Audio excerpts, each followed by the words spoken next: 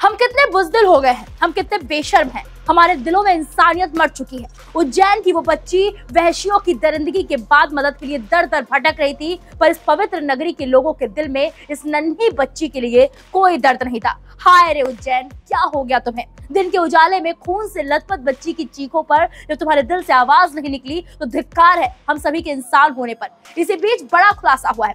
Media reports के मुताबिक पीड़िता ने पुलिस को बताया है कि वो 15 साल की है और सतना के एक गांव में अपने घर से भाग गई और उज्जैन पहुंची, जहां एक ऑटो चालक ने उसके साथ बलात्कार किया।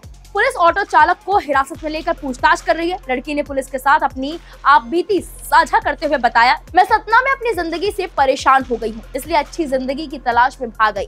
मैं बस के जरिए उज्जैन पहुंची, जहां शाम एक ऑटो ड्राइवर ने मेरे साथ रेप किया। मैं बेहोश हो गई। सुबह मुझे होश आया, मैं चलने लगी। मेरी हालत देखकर लोग मेरी मदद करने को तैयार नहीं थे।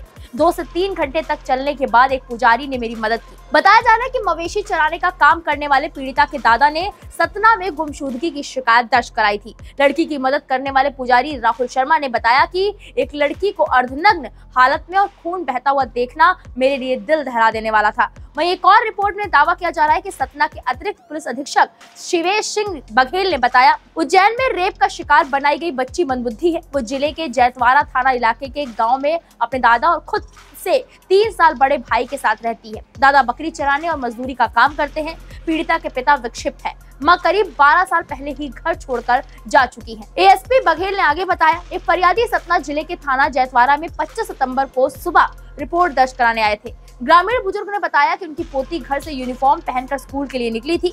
गांव से स्कूल की दूरी करीब 1.5 किलोमीटर है। अमूमन शाम को 4 से 4:30 बजे तक वो घर लौट आती थी, लेकिन जब नहीं लौटी तो जैतवाड़ा से लेकर सतना रेलवे स्टेशन तक जांच पड़ताल की गई। रिश्ते नातेदारों के घर पर खोजा गया। बच्ची जब नहीं मिली तो अगले दिन सुबह थाना जैतवाड़ा में जाकर रिपोर्ट दर्ज कराई गई। पुलिस ने आईपीसी की धारा 363 के तहत केस दर्ज कर लिया है। उसके बाद इश्तिहार जारी किया गया। प्रदेश के सभी पुलिस थानों में बच्ची की गुमशुदगी को नोटिफिकेशन भेजा गया। इसके साथ ही पुलिस अधीक्षक ने गुमशुदा का पता बताने वाले को इनाम देने की भी घोषणा की।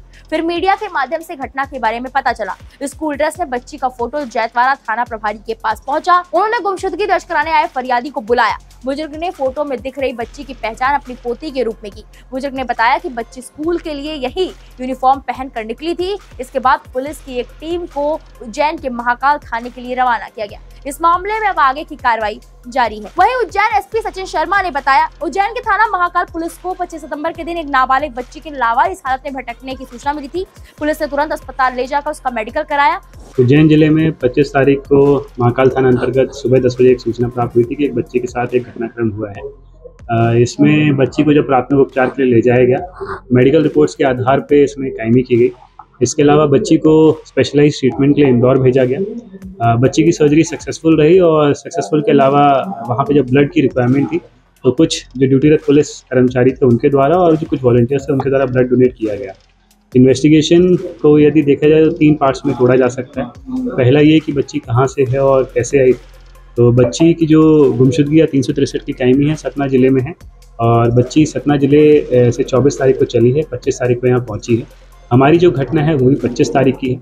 इस 25 तारीख में एक बार बच्ची जब यहाँ पे पहुँची है तो कुछ हमको टेक्निकल एविडेंसेस वगैरह मिले थे जिनको हमने इवेल्युएट किया। इसमें भी खासकर एक ऑटो वाले को हमने जिसको ज़ीरो इन किया था, उससे जब पूछताछ की गई तो उसके सीट पे कुछ ब्लड स्टेन्स वगैरह हमको मिले थे और उसने बताया कि काफ़ी एक लंबे समय तक वो उसके साथ रही थी। और हम लोगों ने बैक ट्रैक किया तो ये पाया, तीसरा जो हमारा बिंदु है कि कुछ सार्वजनिक स्थलों पे जो बच्ची कुछ जगह बात करती पाई जा रही है। इसके अलावा 3 और जो ऑटो चालक हैं उनको भी हमने अभिरक्षा में लिया है। सर, जो बालिका जो यहाँ पहुंची थी तो क्या वो अपनी मर्जी से यहाँ पहुंची थी या किसी के साथ वहाँ से? बच्ची वहाँ से अकेली चली थी।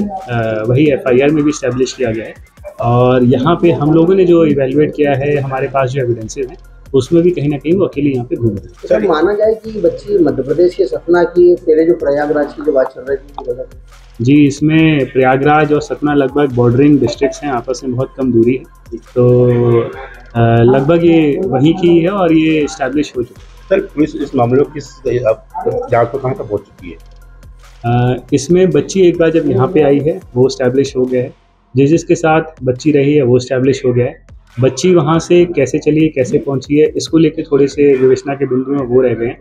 तो कुछ जो परिस्थितिजन्य साक्ष्य हैं उनको एक बार जोड़ के इसका जल्दी खुलासा किया जाए। सर घटनास्थल ये ड्रीम्स कॉलोनी माना जा रहा है या कहीं? घटनास्थल अभी बता पाना संभव नहीं है, तो सर्कमस्टेंशियल एविडेंसेस हैं जिनको कलेक्ट करना पड़ेगा, उसी के बाद ये कमेंट करना संभव होगा। फिलहाल उज्जैन पुलिस एक्शन मोड में है, वो जल्द ही सच जमीन की तह से खोद कर ले आएगी। लेकिन सोचिए, धर्म की नगरी उज्जैन में इस अधर्म को देखकर ईश्वर की आंखों में भी आंसू आ गए होंगे। आखिर इस 12 साल की बच्ची का क्या दोष था? उन गलियों और मोहल्ले में रहने वाले उन लोगों का क्या, जिनके दिल में इंसानियत मर गई थी? उन गलियों में पानी से बच्चे के जिस्म से निकले खून तो धो देंगे, लेकिन इस दाग को क्या धुल पाएंगे? इससे बड़ा अपराध नहीं हो सकता। कई बार लावारिस लाश पर हम अपने कपड़े डाल देते हैं, ये तो जिंदा बच्ची थी, एक कपड़ा तो उसके बदन पर डाल देते। सीसीटीवी फुटेज में दर दर भटकती उस बच्ची को देख किसी की भी आंखें भर आई होंगी, लेकिन उज्जैन के लोगों का दिल नहीं पसीजा। ये तस्वीर हमारे समाज पर ऐसा धब्बा है, ऐसा नासूर है जो कभी नहीं मिट पाएगा। उस बच्ची की चीखें, उसके रोने की आवाजें